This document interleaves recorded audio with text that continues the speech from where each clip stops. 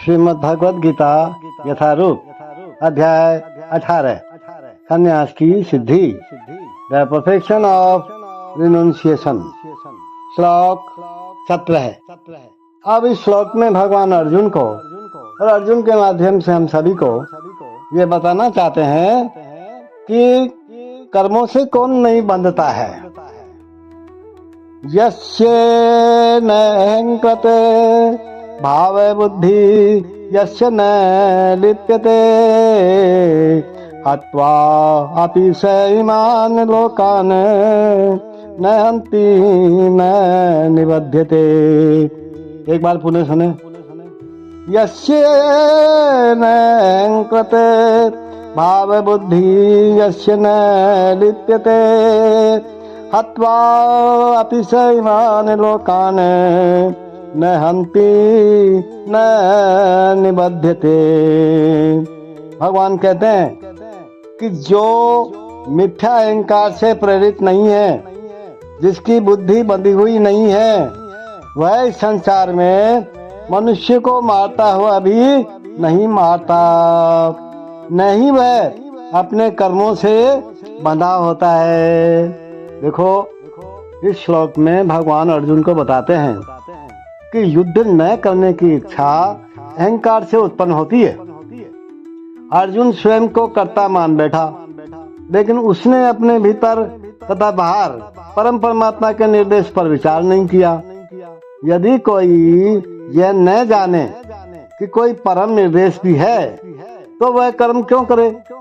लेकिन जो व्यक्ति कर्म के उपकरणों को कर्ता रूप में अपने को तथा परम निर्देशक के रूप में परमेश्वर को मानता है, वह प्रत्येक कार्य को पूर्ण करने में सक्षम होता है। ऐसा व्यक्ति कभी मोहग्रस्त नहीं होता। जीव में व्यक्तिगत कार्यकलाप तथा उसके उत्तरदायित्व का उदय मिथ्या अहंकार से और ईश्वर विहीनता, ईश्वर को न मानने से, नास्तिकपना होने से या कृष्ण भावना मत के अभाव से होता है। जो व्यक्ति कृष्ण भावना मत में परमात्मा या भगवान के आदेशानुसार कर्म करता है, वह वध करता हुआ भी वध नहीं करता। अर्थात तुम युद्ध करो, तुम इस बात की चिंता मत करो कि तुम किसका वध कर रहे हो। नहीं, वह कभी ऐसे वध के फल को भोगता है। अर्जुन की चिंता हो रही थी ना कि मैं इनको मारूंगा तो मुझे ऐसा हो जाएगा, मुझे नरक में जाना पड़ेगा, मुझे पाप लगेगा। जब कोई सैनिक अपने श्रेष्ठ अधिकारी सेनापति की आज्ञा से वध करता है तो उसको दंडित नहीं किया जाता। ये तो अपन जानते ही हैं। ऑफिसर ने कोई इंस्ट्रक्शन दी और उसकी कांस्टेबल ने वो काम किया तो उस पर उसको दंड दिया जाता है क्या? उसको न्यायालय में खड़ा किया जाता है क्या? मुकदमा चलता है क्या? उसका नहीं चलता ना। तो वही चीज भगवान बता रहे हैं। लेकिन यदि वही सैनिक स्वेच्छा से वध कर दे, अपने आप ही किसी को मार दे, मर्डर कर दे, तो निश्चित रूप से न्यायालय द्वारा उसका निर्णय होता है। One who is not motivated by false ego, whose intelligence is not is entangled, though he kills men in this world, does not kill, nor is he bound by his actions. See, in this verse, the Lord informs Arjun that the desire not to fight arises from false ego. Arjun thought himself to be the doer of action, but he didn't consider the supreme sanction within and without.